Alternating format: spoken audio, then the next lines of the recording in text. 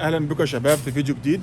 اليوم ان شاء الله نازل اجيب الحاجات بتاعتي اللي بجهز بيها الخضار السمك اللحمه. اوريكم الطريق مثلا الحاجات اللي بستخدمها على مدار اليوم بتاعي، واحاول مثلا اوريكم مثلا الفرق ما بين اكل مجمد الاكل الفريش، واحاول على قدر الامكان ان انا يعني تقدروا تستفيدوا من الفيديو ده. يلا بينا. طبعا لازم نرفع الماسك عشان ما يعملناش مشكله.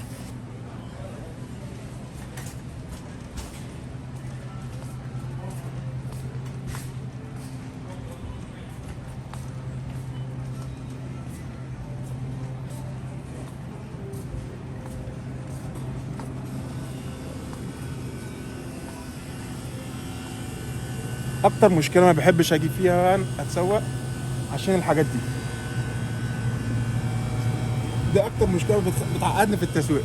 ففي يعني في توصيل على البيت، ففي معظم الاوقات بطلب على البيت بيكون افضل عشان النفسيه حرام.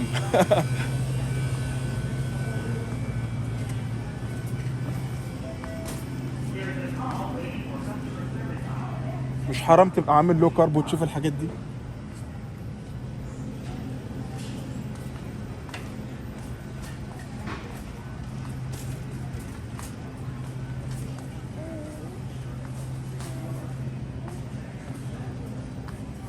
احنا اخرنا نبص بس. يلا بينا من المكان ده عشان المكان ده كريس لو شافني اصلا واقف عنده ممكن يعلقني. هنجيب هنجيب بروكلي او زهره، كرنبيط بالمصري بيقولوا كرنبيط. ماشي.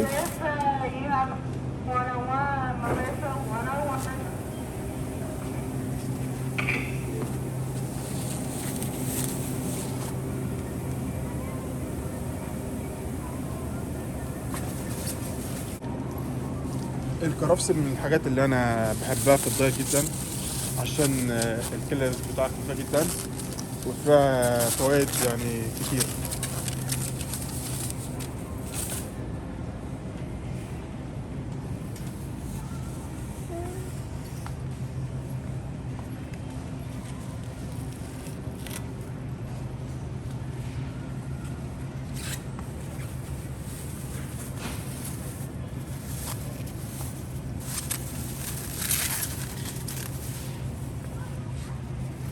عن الاسبراجوس، صعب كتير بلاقيه في مصر لما اكون في مصر. لو مش موجود عندك اسبراجوس مش لازما يعني، مش هو يعني الحاجه اللي احنا ممكن نقف عليها. تمام. في ناس كتير ممكن الخضار بالنسبه ليها صعب.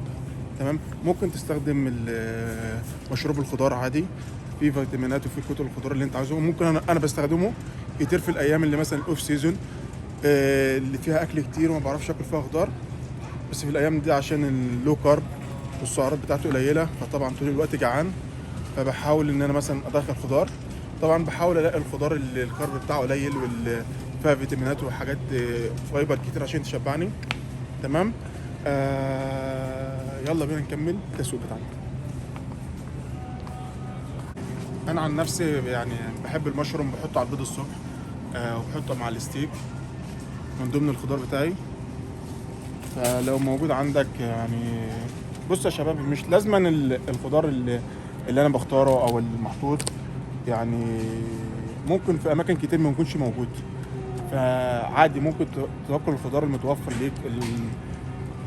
كل الخضروات مسموحه وتقدر تاكلها وتقدر تستخدمها طالما الكارب بتاعه قليل.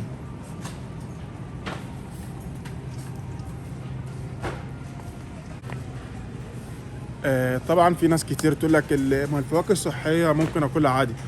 صحيه، بس لما يكون المدرب بتاعك سامح لك فيها او محطوطه من ضمن الجدول بتاعك. غير كده ما ينفعش تأفور فيها. طبعا كل حاجه بتبقى محسوبه. هي فواكه وصحيه وكل شيء انا معاك، بس طبعا طالما فيها كالوريز محسوبه، كل شيء محسوب. طبعا احنا هنا عند وجبه بس فراخ في اليوم، فما باخدش كميه كبيره. طبعا في متبل، بس انا ما بجيبش متبل عشان ابقى انا متحكم في الزيت ومتحكم، مش عارف نوع البهارات المحطوطه ايه. فانا بجيب مثلا الساده. تمام. طبعا في انواع كتير في في اورجانيك وفي العادي. بس طبعا مش هكدب عليكم، كل واحد على قد ميزانيته. مش لازم تجيب اورجانيك، لو ميزانيتك تسمح انك تجيب اورجانيك اوكي، ما تسمحش طبعا مش لازم تجيب اورجانيك. هات فراخ الصدور الموجوده المتاحه. تمام.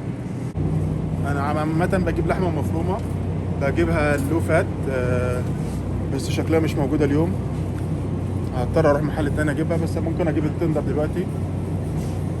انا عامه بحب افضل يعني ان اغير في انواع اكلي، ما بين مفروم، ما بين ستيك، ما بين مكعبات، عشان مثلا اخلط بينهم، عشان استمر في الاكل فتره طويله وما ازهقش من الدايت.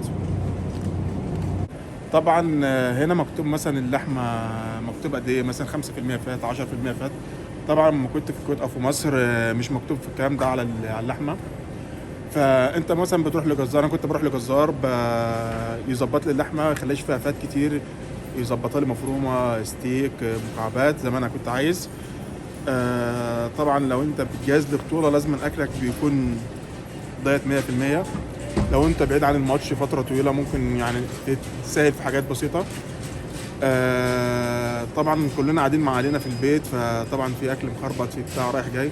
فانت حاول تظبط وجباتك من الصبح او قبل منها بيوم، علشان تكون عندك وجباتك، ما تستناش ان انت تجوع ومتعرفش تسيطر. فلازم تكون وجباتك جاهزه معاك على طول، ما تستناش ان الاكل يخلص، ما عندك الفراخ تخلص، اللحمه تخلص، واضطر وقت ساعتها اللي انت تخربط في الدايت. طبعا دلوقتي هنجيب سمك، تلابيا او اللي عندنا في مصر بيقولوا البلطي. طبعا هنا كيلو تقريبا 12 دولار. طبعا انا هو فريش بس انا طبعا راح اجيب المجمد. طبعا في ناس كتير ما تقول لك المجمد عاوز اكل فريش وبتاع، بس طبعا يا شباب الميزانيه بتختلف معاك. فطبعا لما يبقى المجمد نفس الشيء، بس عشان هو محطوط في الفريزر، بس السعر نص السعر، لا انت ماشي مع المجمد. معلش انا كنت في الكويت، كان كيلو الفراخ كان الفريش ب 4 دولار، سوري ب 4 دينار، والمجمد بدينار. فانا ليه ماشي ب 4 دينار؟ هتمشي فريش بس مش هتعرف تكمل تجهيز طول السنه. فخليك واقعي، شوف مادياتك ومش على مادياتك، بدل ما تجهز شهر وتقف، لا مشي على مادياتك، جهز شهر واثنين وثلاثه. اوكي، يلا بينا.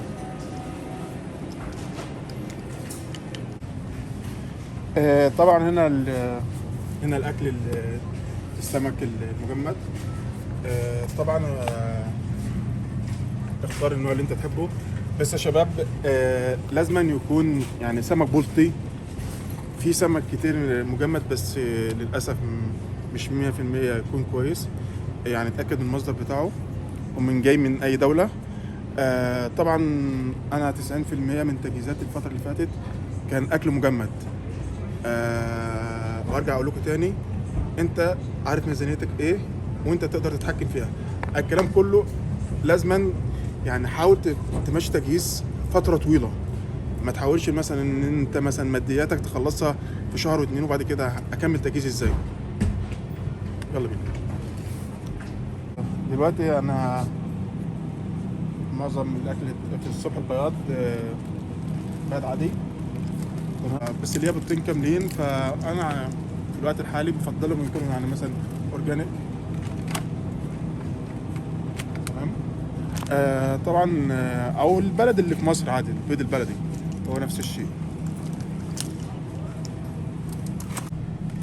طبعا دايت كولا حاجه مسكره في يومنا، بس طبعا لازم تكون زيرو.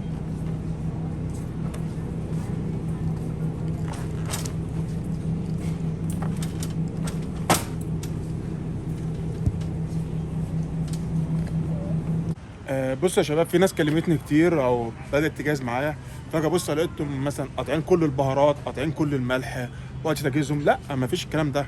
حط البهارات اللي انت عايزها وحط الصوص اللي انت عايزها طالما ما فيهاش سعرات، يعني الفلفل، البصل، كل البهارات اللي انت مثلا بتحبها او بتحطها على الاكل مش مهمه، عادي عشان تعرف تستمتع بالاكل. اما هتكمل تجهيز ازاي؟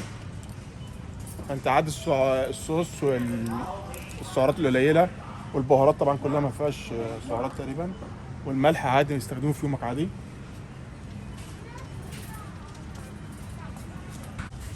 طبعا الناس اللي بتحب الحلويات والسكريات طبعا ومحروم من الدايت، طبعا في بديل بسيط جدا.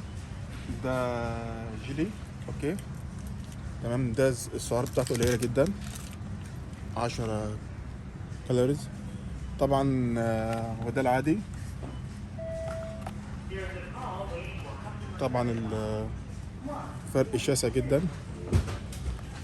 طبعا الشباب اللي هتستخدمه طبعا في بلادنا العربية في الجيلاتين اللي فيه حلال، فطبعا الشباب اللي ممكن اللي بيتابعنا في أمريكا فياخدوا بالهم عشان الجيلاتين اللي فيه ممكن يكون من الخنزير، فياخدوا بالهم. أنا عن نفسي بطلب نوع بطلبه أونلاين ما فيهوش الجيلاتين اللي فيه حلال. تمام يا شباب. طبعا أنا اتكلمت في الفيديو قبل كده، الناس اللي في مصر مش لاقي زيت الدايت ممكن تستخدم زيت الزيتون العادي او زيت جوز الهند، وبعد ما تحطه في الطاسه تمسحه مثلا بمنديل ولا حاجه ان هو بس الفراخ ما تلزقش منه. تمام. طبعا جينا هنا للصوصات. طبعا الهيد صوص طبعا ما بستغناش عنها، زيرو كالوريز. طبعا لازم ناخد بالنا يا شباب من السعرات في اكلنا. تمام. طبعا حاجه زي الباربيكيو صوص مثلا 60 كالوريز، فطبعا على مدار اليوم الموضوع يختلف. وزي ما قلت لكم قبل كده انواع الاجسام بتختلف. انا ممكن يعني في الاوف سيزون يعني استخدمها شويه، بس وقت التجهيز والسعرات محسوبه وكل شيء محسوب. لازم تاخد بالك من السعرات اللي ممكن تكون في حاجات مستخبيه. طبعا ال 60 كالوريز دولهم على كام جرام؟ على 36 جرام. يعني انت ممكن في الوجبه تحط لك مثلا 120 كالوريز 180 كالوريز من غير ما تحس، فلازم تاخد بالك من الحاجات ديت. الكارب السريع انا عامه مثلا لما اكون في الاوف سيزون وبدخل كارب سريع ممكن استخدم الجوتوريد. تمام. ده كارب سريع ممكن نستخدمه وقت التمرين لما يكون مثلا عاوز تدخل كارب كتير في يومك ومش عارف، انا ممكن بستخدمه ايام الاوف سيزون في التجهيز وقت اثناء التمرين. ف طبعا هكون معاك واقعي، في ناس كتير السعر بيكون غالي عليهم. تمام. في بديل تاني كويس كتير، يعني احنا كلنا ممكن ما كناش واخدين بالنا منه. ممكن احنا في مصر عندنا عصير قصب ممكن تستخدمه، ده كرب سريع ممكن تستخدمه وقت التمرين. انا لما كنت في مصر مثلا عندي في البلد مثلا ما كنت في كفر الشيخ كان صعب مثلا الاقيه متوفر واستخدم عصير قصب. نفس الشيء كرب سريع ممكن تستخدمه وقت التمرين للناس اللي هي مثلا عايزه بديل. ده بديل عصير قصب، بديل كويس. شباب دي فراخ مشويه. في ناس كتير يعني ممكن تطلع مش خلينا بره التجهيز شويه، يعني قبل البطوله مثلا 3 شهور 4 شهور. طبعا ده ممكن يكون اختيار مؤقت لو انت مثلا خرجت معكش وجبتك او ما معكش الاكل بتاعك. ففي ناس تطلع انا معيش وجبتي انا خلصت جعان، فبيطلع ياكل برجر بيتزا. ده لا، ده مش حاجه متاحه. فانت حتى لو هتاكل بره ولا اي حاجه ممكن يعني تختار اكل مشاوي، فده يكون افضل مثلا من اي اكل تاني مخربط. فده يكون اختيار يعني افضل لو انت مثلا بره بعيد عن البطوله. مش بتكلم عن ايام البطوله. ايام البطوله طبعا لو هتخرج بتخرج كل وجباتك معاك. اوكي.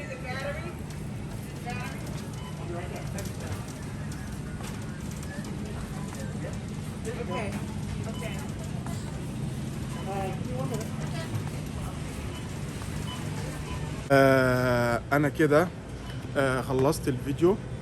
ان شاء الله يعجبكم. لو انتم مثلا عندكم اقتراحات عاوزين اصور حاجه معينه ممكن اقدر اساعدكم فيها.